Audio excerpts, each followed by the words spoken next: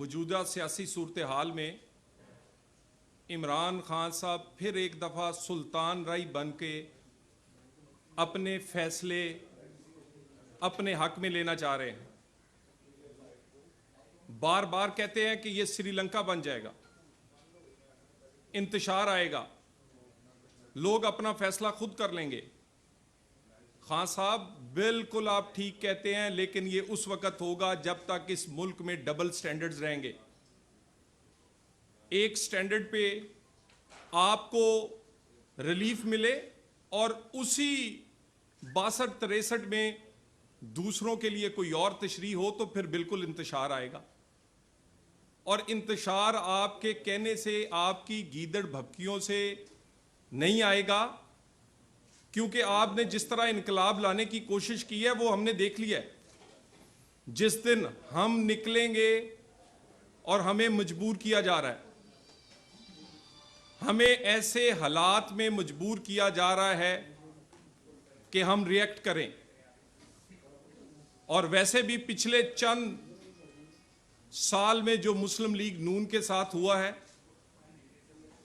आइंदा आने वाले दिनों में खान साहब आपका सामना नई मुस्लिम लीग से होगा। ये वो मुस्लिम लीग नहीं है कि एक गाल पे आप थप्पड़ मारे और दूसरी आगे कर दे। आप एक थप्पड़ मारेंगे, आपका जवाब मुक्के से आएगा।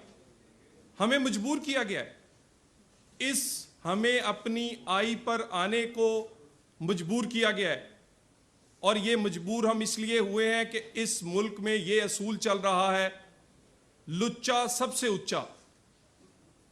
इमरान खान, आपने जोर जबरदस्ती धौंस से फैसले लिए हैं, अपने खिलाफ आने वाले बहुत सारे अदारों को धमकाकर फैसले रुकवाने की कोशिश की है।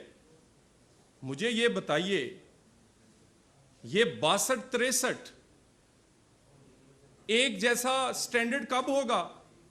अफसोस से कह रहा हूं, एक नजायज औलाद का मालिक सादको अमीन हो और दूसरा अपने बेटे से तनख्वाह ना ले, ताहयात नाहिल हो। ऐसा नहीं चल सकता। एक जैसी तशरीह होगी, एक जैसे स्टैंडर्ड पर तशरीह होगी।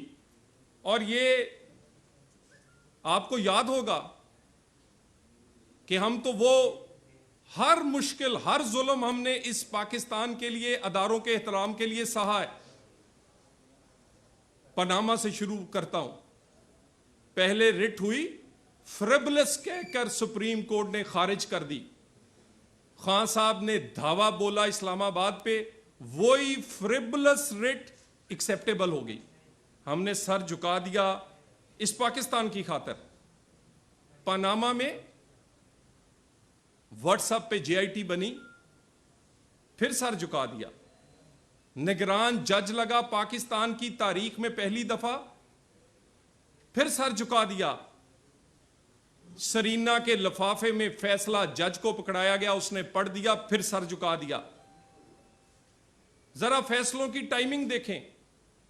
सेनेट का इलेक्शन आए तो मियां नवाज शरीफ की सदारत को फारिग कर दिया जाए।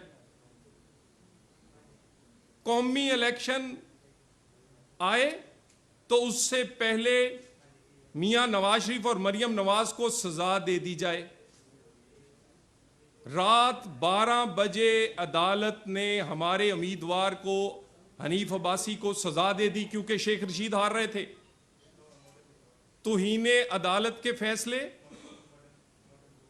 उसी दौर में आए जब आम इंतखाबात हो रहे थे। हर दफा सर झुकाया और झुकाते रहे इस पाकिस्तान की खातिर, इसलिए कि अदारों का एहतराम सबसे अहम है।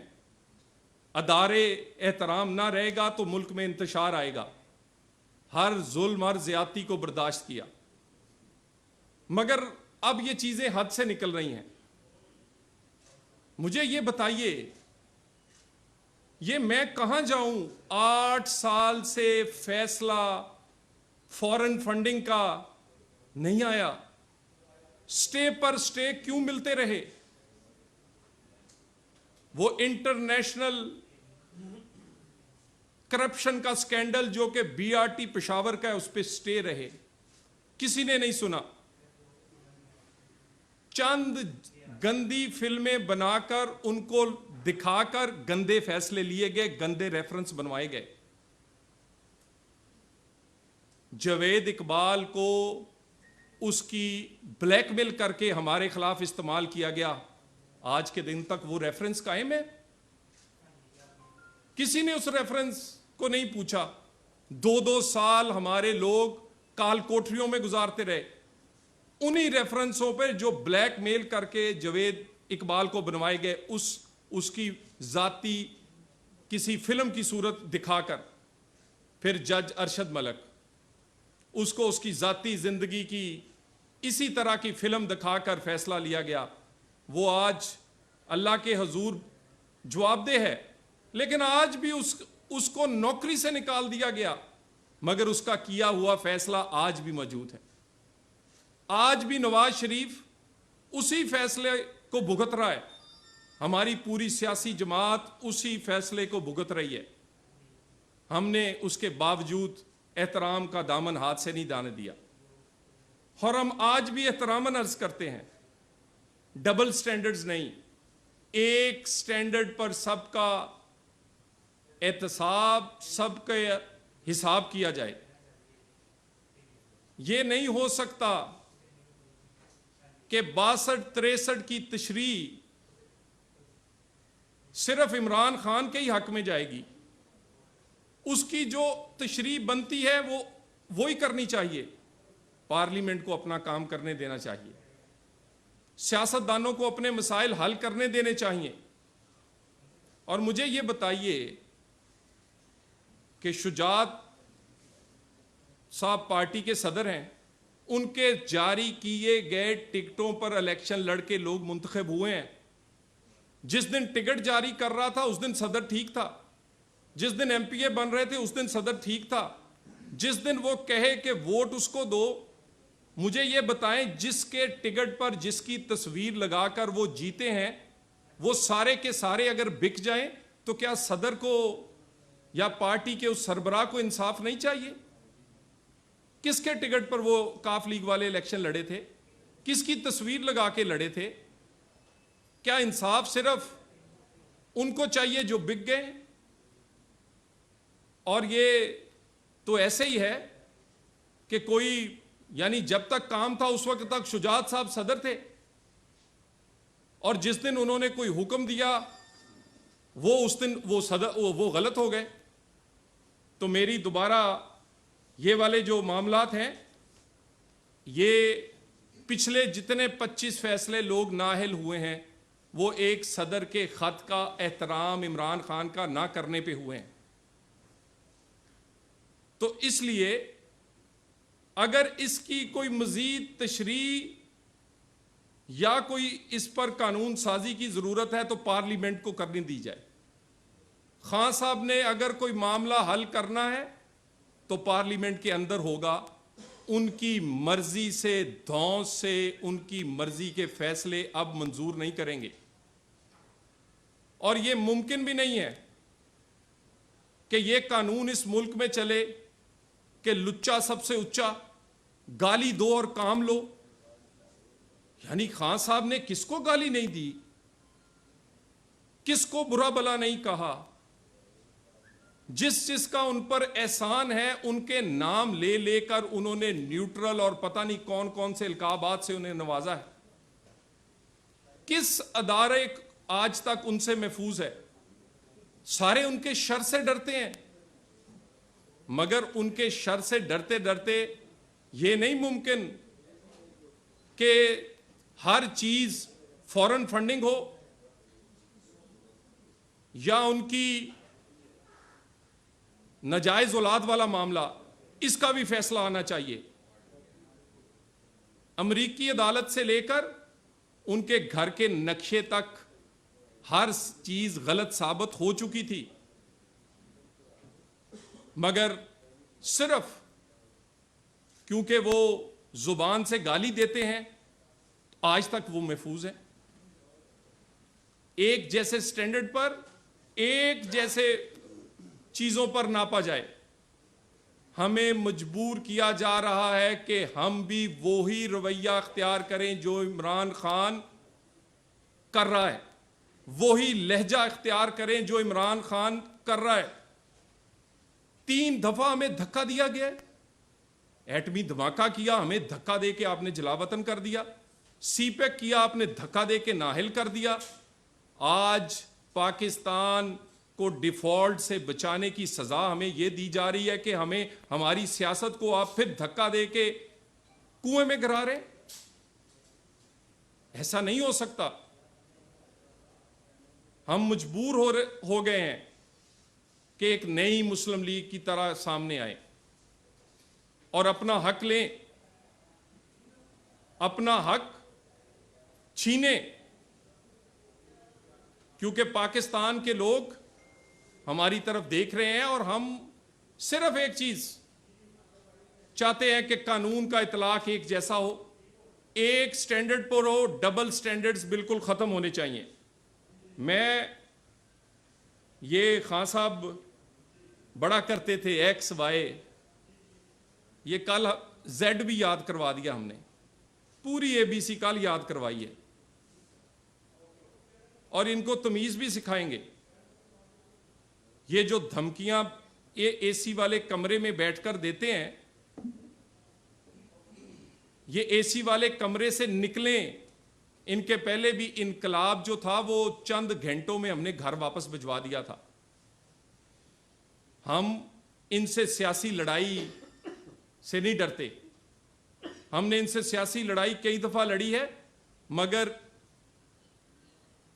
हमें इनसे सियासी लड़ाई लड़ने दी जाए, कोई दरमियान में ना आए, इनकी कोई गैर आईनी गैर कानूनी हमायत ना करे। सियासतदानों को सियासी लड़ाई लड़ने दे, सियासत के मैदान में फैसला होने दें। यही इस मुल्क को आगे लेके जाने का तरीका है। मैं एक दफा फिर आप सबका शुक्रगुजार हूं। अगर कोई सवाल है तो। बताइएगा कि आपने कहा कि आपकी जमात ने इस मुल्क में 3 कारनामे किए और तीनों दफा आपको सियासत से बेदखल किया, वो कौन से अवामिल थे, उसमें किन अवामिल का किरदार था आपको सियासत से बाहर? देखिए, मैं आपसे गुजारिश कर रहा हूं कि पनामा का फैसला वो आज के दिन तक भी लोग उसे मुतनाज़े फैसला समझते हैं।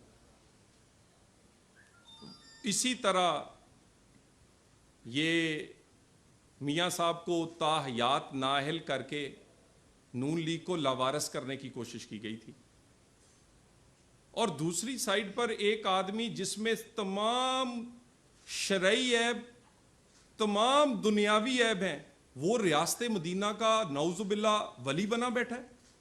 कौन सा ऐब उसमें नहीं है? उस पर 62-63 नहीं लगती। तो दोनों एक जैसे स्टैंडर्ड रखे जाएं। हमने बहुत सफर कर लिया है, पाकिस्तान की खातिर किया है और अदारों की खातिर किया है।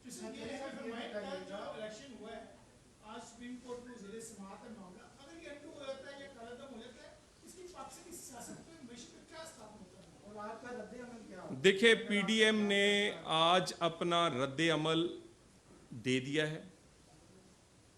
पाकिस्तान की सबसे बड़ी जमातें कोई ऐसा इलेक्शन नहीं लड़ेंगी जिसमें उन्हें जबरदस्ती धकेला जाएगा। इलेक्शन जो है उसके लिए एक लेवल प्लेइंग फील्ड चाहिए, फेयर एंड फ्री इलेक्शन के लिए सबके साथ एक जैसा सलूक चाहिए, सबके लिए एक जैसी 62-63 की तशरीह चाहिए। ये नहीं हो सकता कि 2 स्टैंडर्ड्स इस मुल्क में चलें। सो लेवल प्लेइंग फील्ड की हम दरखास्त दोबारा कर रहे हैं। अच्छा सर, ये बताइएगा कि जैसे हालात चल रहे हैं, ना तो आप किसी को सजा दे सकते हैं, ना आप अपने आप को बचा सकते हैं। तो इस तरीके से जिस तरह मुल्क की मिशन भी चल रही है, पिछले 3 माह से जो सियासी बहरान है वो हल होने का नाम नहीं ले रहा, तो इससे बेहतर नहीं आप नए इलेक्शन की तरफ चले जाएं और हुकूमत से जान छोड़ दें। देखिए, गुजारिश ये है, अगर मुल्क डिफॉल्ट ना कर रहा होता, अगर इस मुल्क में इंटरिम गवर्नमेंट फौरन आ सकती, तो हम तो पहले दिन ही इलेक्शन में जा रहे थे। मगर एक साइड पर ये मुल्क खड़ा था अकेला और दूसरी साइड पर हमारे लिए आसान रास्ता था कि हम अपनी सियासी साख्त भी बचा लेते और आसान रास्ता भी ले लेते। हम मुश्किल रास्ता जिस पे पाकिस्तान तनहा खड़ा था, श्रीलंका बनने जा रहा था, हमने वो रास्ते का इंतखाब किया और पाकिस्तान को बचाया। और इसी बुनियाद पर ये कुछ टाइम लगा है। हम तो चाहते हैं नया इलेक्शन हो, लेकिन नए इलेक्शन के लिए rules of the game set किए जाएं। खान साहब रोजाना इतनी लंबी लंबी गाली चीफ इलेक्शन कमिश्नर को देते हैं, वो जब ये अगले आम इंतखाबात के रिजल्ट को अनाउंस करेगा कोई मानेगा? वो नहीं मानेंगे। So rules of the game तय करने चाहिए, लेकिन वो तय हो सकते हैं सिर्फ पार्लियामेंट के अंदर। अच्छा तलाल साहब, अभी आपने फरमाया कि हमें 3 बार धक्का दिया गया है, हमें दीवार से ना लगाया जाए, कोई करना रिएक्शन पे मजबूर होंगे। ये किसको मैसेज दे रहे हैं? कौन है? आप तो गवर्नमेंट में बैठे, आप दीवार से कहाँ लगे? देखिए, मेरी गुजारिश ये है कि पाकिस्तान के जो अदारे हैं वो इंतहाई मोहतरम हैं और अदारों का ये काम है कि वो अपने आइन के दायरे में रहते हुए एक जैसे स्टैंडर्ड पर सबको परखें, कोई लाडला ना हो। और ये तो लाडला प्लस है, ये हुकूमत में भी लाडला था, ये अपोजिशन में भी लाडला है। 8 साल से फॉरेन फंडिंग इसराइली और इंडियन पैसे का आज तक कोई पूछने वाला नहीं इसको। कोई बंदा कहां जाए हम। सो मेरा ख्याल है अदारों का फर्ज बनता है कि सबको एक जैसे स्टैंडर्ड पर परखें।